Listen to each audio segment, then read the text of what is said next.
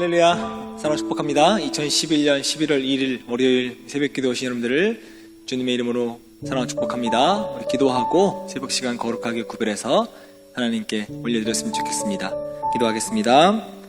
내 위에 하나님이여, 내가 부를 때 응답하소서. 곤란 중에 나를 너그럽게 하셨사오니 내게 은혜를 베푸사 나의 기도를 들으소서. 아멘. 사랑과 은혜 많으신 하나님, 우리가 힘들고 어려울 때 주님께 간구하고 부르짖고 기도할 때마다 우리의 기도에 응답하시는 하나님을 이 새벽 시간 만날 수 있도록 은혜와 은총을 더하여 주시옵소서.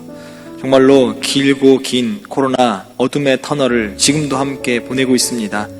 하나님, 힘들고 어렵지만 그래도 선하신 하나님께서 이 끝을 분명히 보여주실 줄 믿고 의지하며 주님 신뢰하며 이 어려움을 잘 이겨나가는 사랑하는 약대교회 모든 성도님들 되게 도와 주시옵소서. 오늘부터 위드 코로나 시작합니다. 일상으로의 단계적 회복을 오늘부터 시작합니다. 모두가 더 두렵고 또 힘들고 어려운 시간들이겠지만 그래도 우리 모두가 힘을 합쳐서 이 모든 어려움들을 잘 이겨내고 다시 일상을 회복할 수 있는 은혜도 우리에게 허락하여 주시옵소서. 감사드리며 거룩하신 예수님의 이름으로 간절히 기도합니다. 아멘. 할렐루야, 사랑 축복합니다. 새벽을 깨우신 성도님들에게 하나님의 은혜와 은총이 더하시기를 주님의 이름으로 간절히 축원합니다. 오늘은 사사기부터 말씀을 시작하려고 합니다. 사사기 1장 1절부터 10절입니다. 오늘부터 우리가 약 40일 정도 12월 중순까지 사사기를 함께 묵상하고 하나님이 주신 은혜를 함께 좀 경험하고자 합니다. 여러분, 인터레그넘이라고 하는 말 들어보셨나요? 고대 로마에서 쓰던 말이라고 하더라고요. 인터레그넘, 이걸 우리말로 좀 바꾸면 이렇게 이야기할 수 있습니다. 최고 지도자 부재 기간. 인터레그넘이라고 하는 이 단어가 사사기에 아주 정확하게 들어맞는 단어인 것 같아요.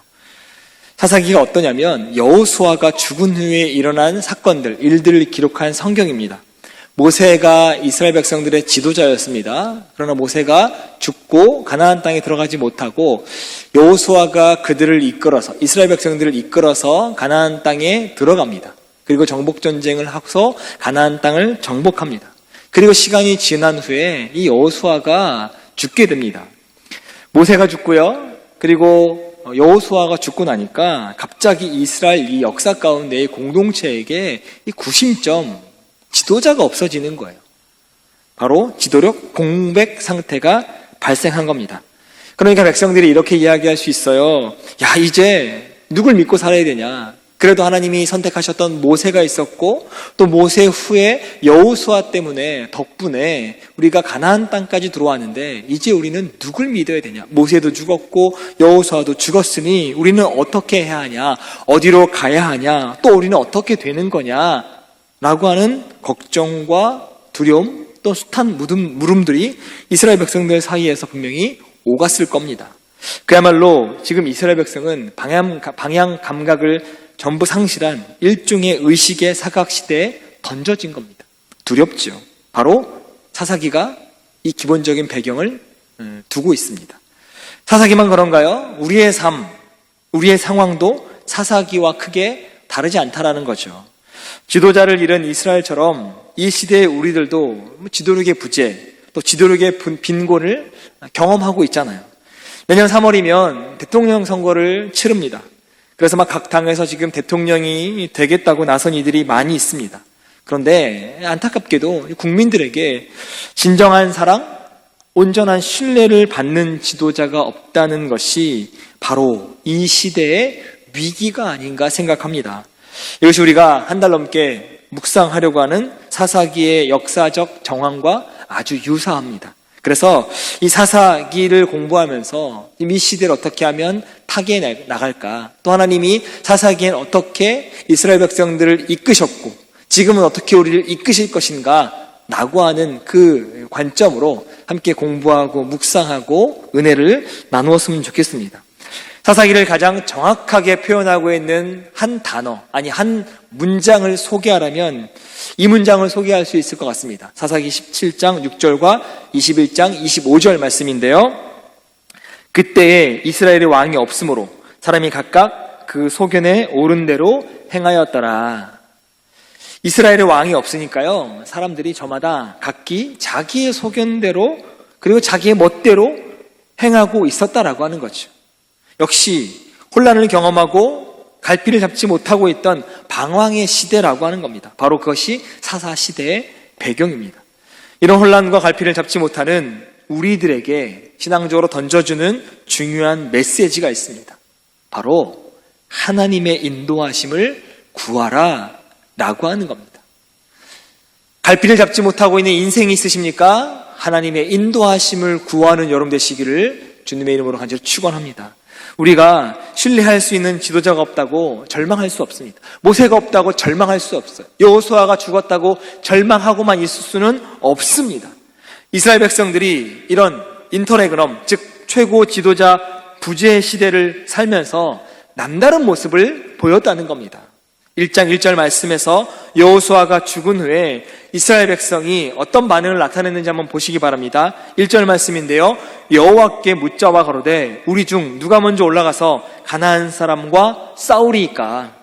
여호수아가 죽은 후에 이 새로운 시대의 갈림길, 이 전환기에 선 백성들이 가장 먼저 한 것은 무엇이냐면 자기 뜻대로 자기 마음대로 결정한 것이 아니라 하나님에게 모든 걸 다 물어봤다는 거지. 하나님에게 질문했다라고 하는 겁니다. 즉 하나님의 인도하심을 이들은 구했다라고 하는 거죠. 주님의 뜻이 어디 있는가를 물었다는 거예요. 어떤 모습으로 하나님, 이 상황을 우리가 풀어가야 하겠습니까? 우리가 이 상황 가운데 어떠한 행동을 해야 하겠습니까? 라고 물어봤다는 거죠. 하나님, 가르쳐 주십시오. 주님, 인도해 주십시오. 라고 이야기한 거예요. 하나님의 인도하심을 구하는 모습을 보였습니다. 그리고 하나님이 응답하셨죠. 이스라엘, 이 갈림길에 서 있을 때 자신의 판단 혹은 자신의 주관과 자신의 생각에 의존해서 결정을 내린 것이 아니라 먼저 나아갈 방향을 정하지 않고 하나님이 원하시는 방향대로 나아가겠다, 하나님의 도우심을 구하는 것이 첫 번째 아주 중요한 점이라고 하는 겁니다. 성경에서 마음의 합한 자 하면 떠오르는 사람이 누구죠? 이스라엘의 두 번째 왕이었던 다윗. 하나님에게 마음에 합한 사람이라고 칭함을 받던 사람입니다. 다윗의 생애를 연구해 보면 이러한 표현이 자주 등장하는데요. 다윗이 여호와께 묻자와 가로되 라고 하는 이런 문장이 성경에 굉장히 많이 나옵니다. 다윗이 여호와께 묻자와 가로되. 다윗은요, 일생을 그 좌우했던 아주 중요한 하나의 목표를 잡다면 하나님에게 물었다라고 하는 겁니다. 다윗은 하나님께 질문하지 않고는 행동하지 않았어요. 먼저 주님의 뜻을 구하고 그분의 인도하심을 요청합니다. 이것이 다윗의 전 생애를 하나님 앞에 합당한 사람으로 인정받게 한 가장 중요한 근거가 됩니다. 비록 여러 차례 실수합니다. 했죠. 우리가 너무나 잘 알고 있는 그런 실수했습니다. 그럼에도 불구하고 다윗이 하나님 마음에 합한 사람이다라고 일컬음을 받을 수 있었던 건 그 후로 다윗이 모든 일을 결정할 때에 다윗이 여호와께 묻자와 가로되 내 뜻, 내 경험, 내 지식이 아니라 하나님의 인도하심을 간구했던 다윗이 모습이 있었기 때문에 다윗은 하나님에게 합당한 사람이라고 일컬음을 받을 수 있었습니다.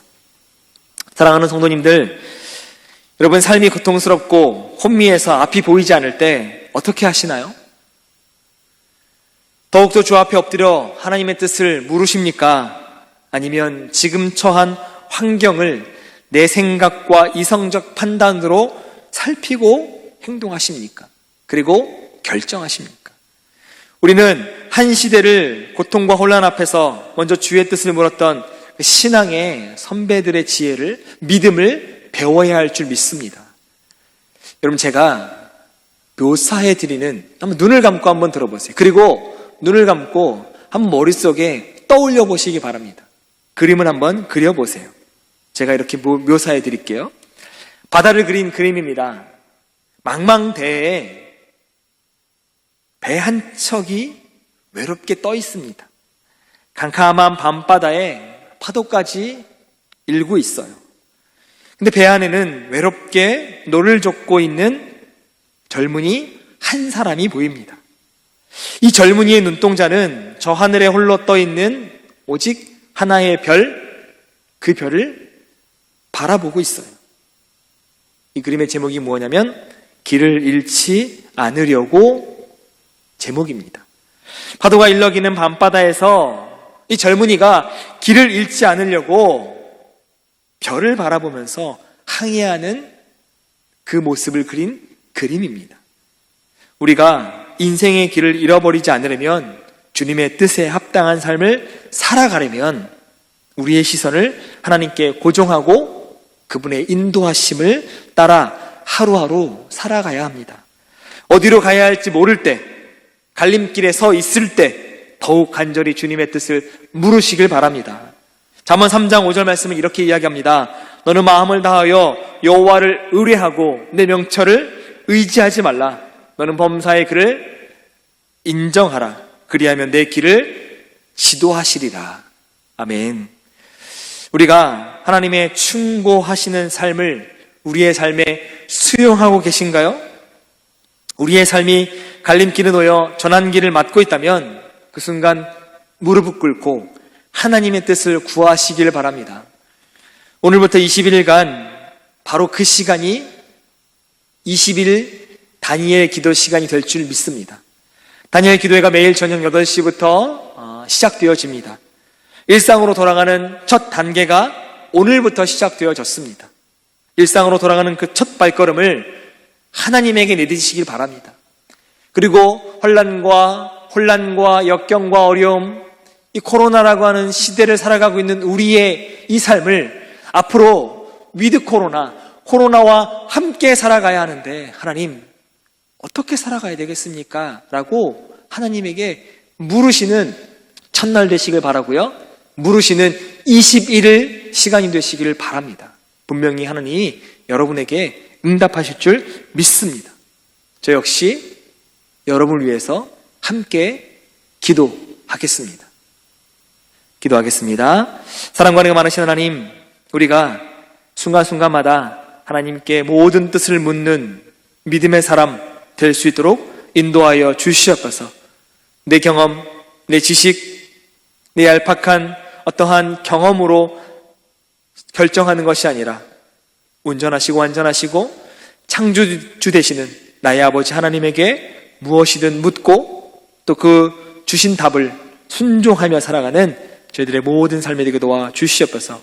하나님 마음에 합했던 다윗의 모습처럼 하나님, 우리도 하나님 마음에 합한 자가 되길 원합니다.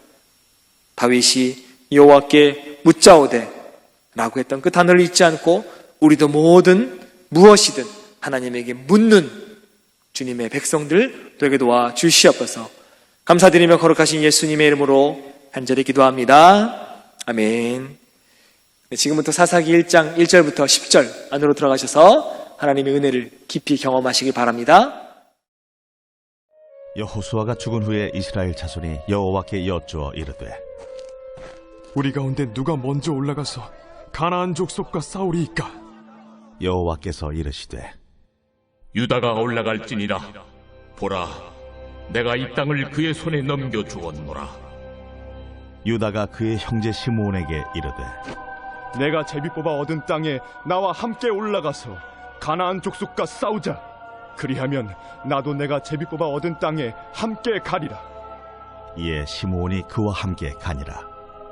유다가 올라가매 여호와께서 가나안 족속과 브리스 족속을 그들의 손에 넘겨주시니 그들이 베색에서 10,000명을 죽이고 또 베색에서 아도니 베색을 만나 그와 싸워서 가나안 족속과 브리스 족속을 죽이니 아도니 베색이 도망하는지라 그를 쫓아가서 잡아 그의 엄지손가락과 엄지발가락을 자르매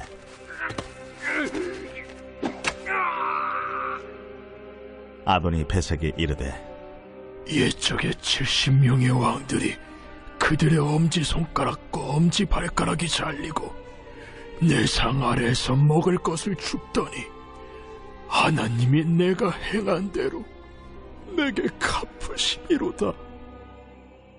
무리가 그를 끌고 예루살렘에 이르렀더니 그가 거기서 죽었더라. 유다 자손이 예루살렘을 쳐서 점령하여 칼날로 치고 그 성을 불살랐으며 그 후에 유다 자손이 내려가서 산지와 남방과 평지에 거주하는 가나안 족속과 싸웠고